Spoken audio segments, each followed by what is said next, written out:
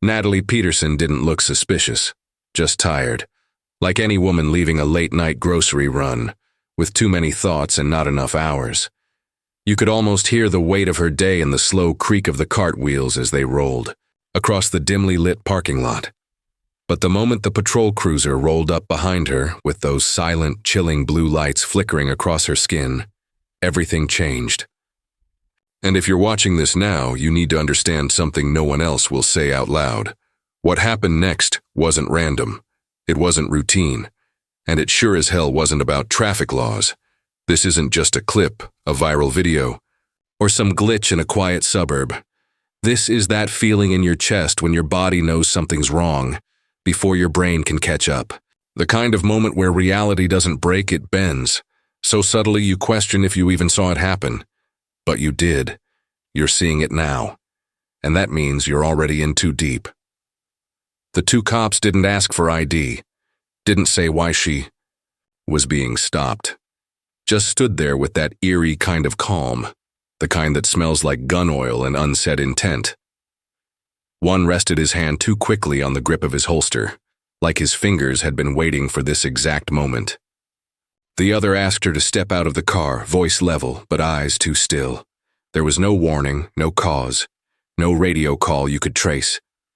And for a second, Natalie didn't move. She just stared at them with this haunted confusion, like she'd walked into someone else's nightmare. And then, right before she could speak, the world shifted, because he showed up. A black Ford Explorer slid into the frame like a phantom. No siren, no headlights, no sound, just presence. The driver's door cracked open, and the moment her husband stepped out, the atmosphere changed as violently as if the wind had stopped breathing. His name was Marcus. You could tell from the way he walked that he wasn't just a man. He was authority in a black coat, badge on his belt. But it wasn't the badge that stopped the officers.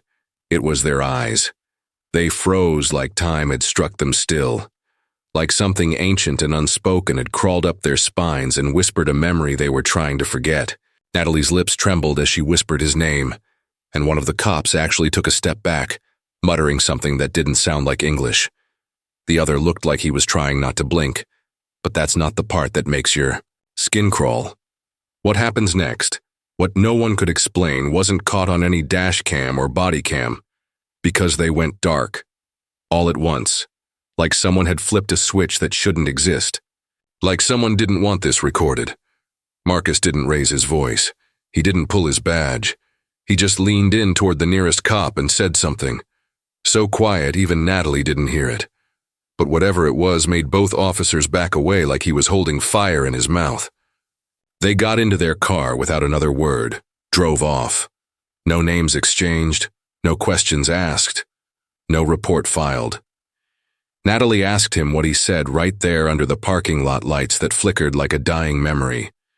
And Marcus looked at her like she wasn't supposed to be asking, like something inside him had already moved on. Then he said the one thing that still hasn't left my head. They weren't supposed to see you. Now here's where it gets strange. The footage from that grocery store's parking lot, it was never supposed to surface, but it did. For 1 hour, someone uploaded it to a private Reddit thread, then deleted the account and vanished. Not just from Reddit. From DMV databases, government employee rosters, birth records, vanished like they never existed. But in that single hour, a few people saw it, and one of them saved it. That's the video you're watching now. You shouldn't be, but here you are. Which means you're now part of the question no one wants to ask. What if Marcus wasn't supposed to find her again? And if that already leaves you cold, wait until you hear what their daughter said the next night just before she went to sleep. She was only 3, could barely count to 10. But as Natalie tucked her in and kissed her forehead, the little girl looked up and whispered a name. Not one they knew, not one they'd ever spoken. Just one chilling word in a voice that sounded borrowed. Grayson. A name neither parent had taught her, a name that doesn't appear in any family tree. But the voice she used, the pitch, the tone, it belonged to Marcus's older brother, the one who died in a military blackout op 12 years ago. and then the baby monitor clicked on by itself. No static, just a single line in that same voice. He found her. Again. And then the screen went black. Marcus didn't sleep that night. Not really. He lay next to Natalie with his eyes wide open in the dark, his heartbeat sounding louder than it should, echoing behind his ribs like the low thud of a warning bell. Every time he closed his eyes, he saw her mouth moving again, his daughter's small lips forming that impossible name. Grayson. It wasn't just the word, it was the way she knew it, not as a guess or a child's slip of sound, but as a memory that wasn't hers to own. Her eyes didn't look like a toddler's in that moment. They looked older, tired, remembering something that had never been said out loud in that house. And when he leaned in to ask her what she meant, she was already asleep, as if nothing had happened, as if her voice hadn't just torn a hole in, a wall Marcus had spent years bricking over. The baby monitor never worked again. It sparked once at the socket, and then went silent forever, even with new batteries. Marcus didn't say a word to Natalie about the voice. It wasn't just fear. It was something deeper, a sickness curling in his stomach, the sense that if he said it out loud, it would make it real. He got out of bed sometime around 2 a.m. and sat in the garage, staring at the silent hum of the black Ford Explorer, engine cold, frame gleaming under the bare light bulb like it was watching him back. The badge sat on the dashboard, not in its usual spot, not clipped to his belt where he always kept it. That alone should have felt like a small thing, but it didn't. He couldn't remember putting it there. He couldn't remember coming home. Just the flicker of parking lot lights, the whisper, and then everything dissolving into static. That's when he heard it, a glitch, not a noise in the house, not a voice or a footstep, but a glitch. The sound of something electronic skipping inside his own mind, like a corrupted file rewinding behind his ears. He staggered to his feet, dizzy, not from sleep, from a memory that didn't fit. The smell of ocean salt and burning plastic, the feel of wet sand beneath his boots, voices shouting, and then nothing. Nothing after the scream that didn't sound like his brother's, but carried his breath. That morning, Natalie didn't speak much either. She was pale, more than tired. She looked at him differently, like she was expecting him to speak first, to admit something. But what do you admit when you don't know if it's real? They didn't talk about the monitor or the cops, or how the footage had disappeared from every device they tried to save it on. No trace, not even on the cloud. Just a single corrupted thumbnail that wouldn't play, a ghost file that crashed every app they tried to open it with. But then, Marcus found something else. On his old work laptop, one he hadn't touched since the day his brother died, was an audio folder labeled Temp Debrief. It hadn't been there before, he would have remembered. He clicked it open. There was only one file, time-stamped exactly 6 years ago to the day, May 25th, 2019. It was only 3 seconds long. A woman's voice, static, then clear. You forgot what they made you forget. Then silence. Marcus stared at the screen, like it would crack and bleed. The voice wasn't Natalie's, wasn't anyone he knew, but it felt familiar in a way he couldn't shake, like it had always been there, under the surface of memory, waiting for him to listen again. And when he looked up, his reflection in the dark screen wasn't alone. There was someone else behind him, a man in a worn green hoodie, late 40s, gaunt, eyes like glass cracked in the cold. Marcus spun around, but the garage was empty, until a knock came from the front door. Natalie opened it before he could stop her. The man from the reflection stood on their porch. He looked Marcus dead in the eye and said, "We served together in Ganjgal. I was with your brother. You don't remember me yet, but you will." Marcus stepped back. He remembered Ganjgal, sort of, bits of it, a sandstorm, the fire. But this man's name, he didn't even say it. Just walked in like he belonged, like Natalie expected him. But she didn't look surprised. She looked guilty, like she knew him, like she'd been waiting. And that's when Marcus noticed the photo on the hallway wall, one they'd taken the day they moved into this house. Only now something had changed. In the background, just behind them on the front porch, blurry and half-hidden, was the same man. The green hoodie, the cracked eyes. Marcus had never seen him there before, and neither had Natalie, because just before she could explain, her mouth opened like she wanted to speak, but no words came, only a strange clicking sound, like a camera shutter or a hard drive spinning too fast. Marcus turned to the man and demanded answers. But the man smiled. "Do you ain't broken. She made the deal, Marcus. You broke the rules when you brought her back."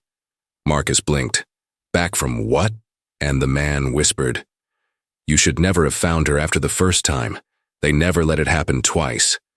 And then Natalie screamed, not in fear, in memory, because she remembered dying.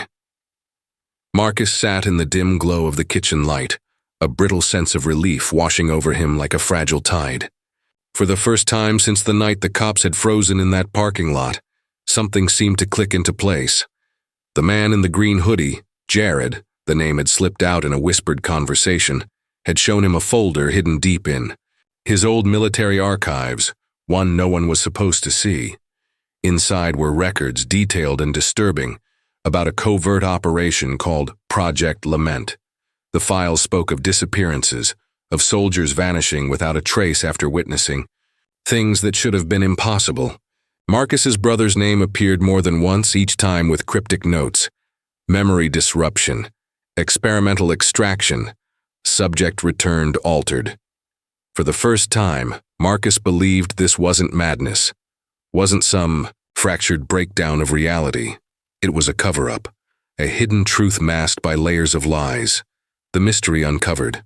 Finally, he thought he understood.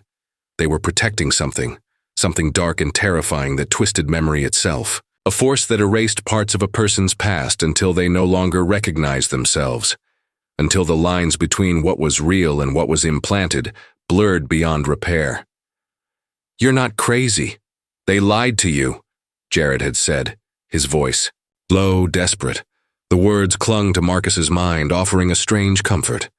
Maybe that was it. Maybe the fractured images, the lost time, the glitching audio weren't signs of a breaking mind.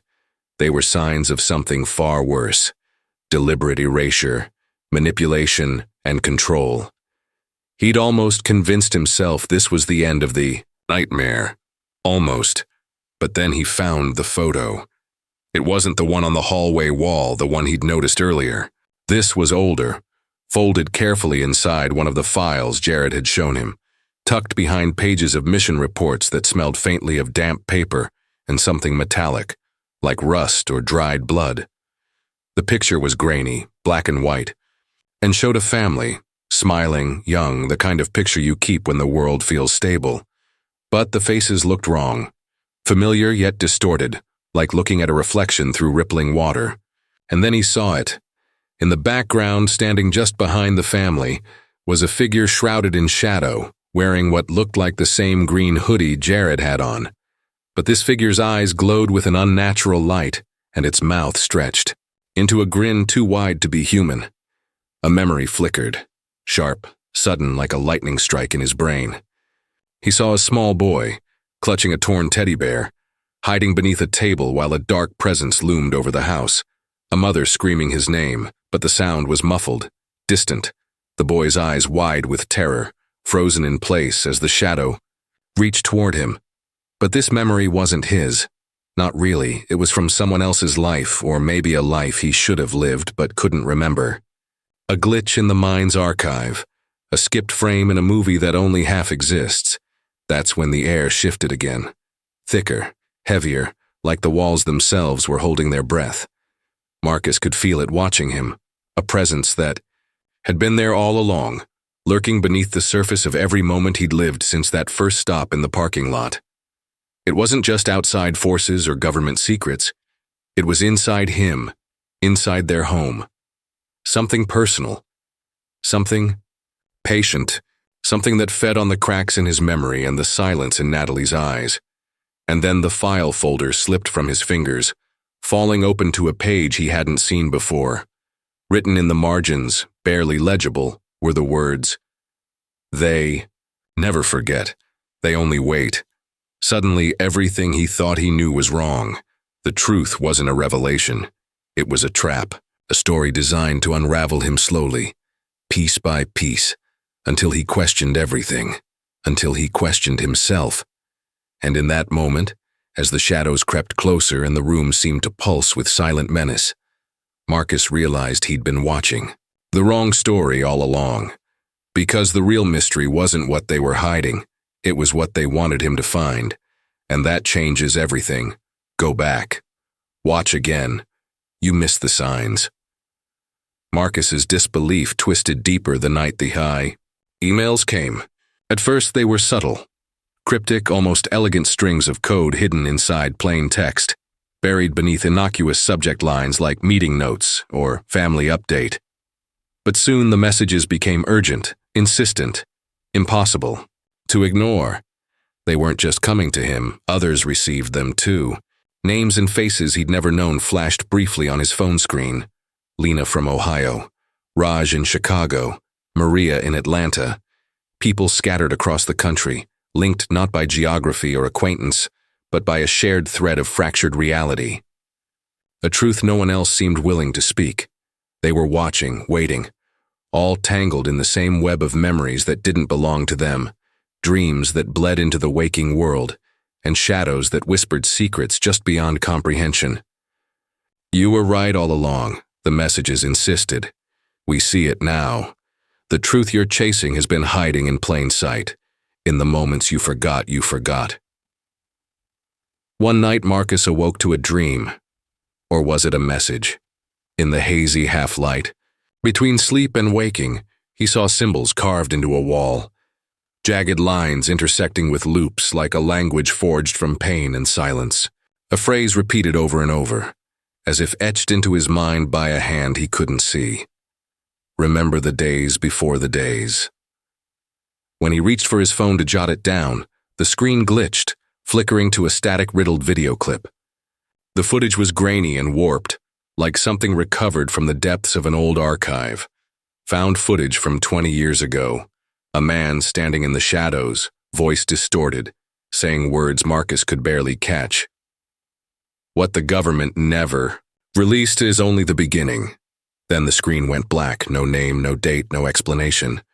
Just the weight of something ancient, watching, waiting. And then there was the third voice, a whisper in the static. Neither friend nor foe, but something beyond. Someone who might be the only one telling the truth, or maybe the worst kind of liar. They called themselves the Watcher. Their messages arrived not in emails or texts, but embedded deep in the shared dreams Marcus and the others began to experience. A presence hovering just beyond the veil of consciousness, always observing, always silent until now. "They've been rewriting you," the Watcher warned. "But every stitch unravels if you look closely. You are fragments of a story written by those who control the pages. Memory is not yours. Identity is not fixed. You are shadows dancing on a screen, waiting for the light to reveal the cracks." As the days passed, the lines between who Marcus was and who he remembered becoming blurred. Faces in mirrors seemed to shift just out of focus. Names of loved ones flickered in his mind like corrupted files. The emails from Lena, Raj, and Maria hinted at the same. Losses no therapy could explain. Moments of waking terror when reality itself seemed to glitch, as if their lives were recorded and edited by unseen hands. The sense of control slipping away was suffocating, like drowning in a sea of forgotten truths. And everywhere, the symbols appeared, etched into walls, drawn hastily on scraps of paper, scribbled inside books he hadn't read since childhood. Each mark a clue, a warning, a challenge to remember before it was too late. Marcus knew now he wasn't alone, but that knowledge brought no comfort, only the cold certainty that something far larger and darker was orchestrating everything. A force that had been watching from the beginning, patient and relentless, shaping memories, twisting identities, silencing those who tried to break free. Theirs was a silent conspiracy, woven into the very fabric of existence, hidden beneath layers of denial and official silence. And just when Marcus thought he might grasp the edges of this nightmare, the phone rang, an unknown number flashing across the screen. The voice on the other end was calm but unmistakably familiar, carrying the weight of truths too dangerous to speak aloud. "You're closer than you think," it said, "but every answer only means you're deeper in the labyrinth. Remember, the watchers are always watching, and they don't like to be seen." The call ended abruptly, leaving Marcus staring into the dark. The symbols from his dream burned behind his eyelids. The conspiracy wasn't just a story anymore. It was a living thing. And the question wasn't if he could escape it, but if he even remembered who he was before it began. Because if memory can be rewritten, what does that leave behind but shadows and the watchers? They never blink. In the quiet stillness of a room, stripped bare of pretense, Marcus sat alone, the weight of everything he'd uncovered pressing down on him like a suffocating fog. The flickering glow of his computer screen cast shadows across his face. Shadows not just from the room, but from memories that weren't fully his, and truths too fragile to hold. He realized then that the mystery he had chased for so long was no longer about the surface-level secrets, the government files, or the vanished names. It was about something far older, something that reaches into the core of what it means to be human. The desperate, fragile struggle to hold on to identity when reality itself seems to slip through your fingers like sand. Marcus's hands trembled as he reached for the phone, dialing a number he hadn't called in years.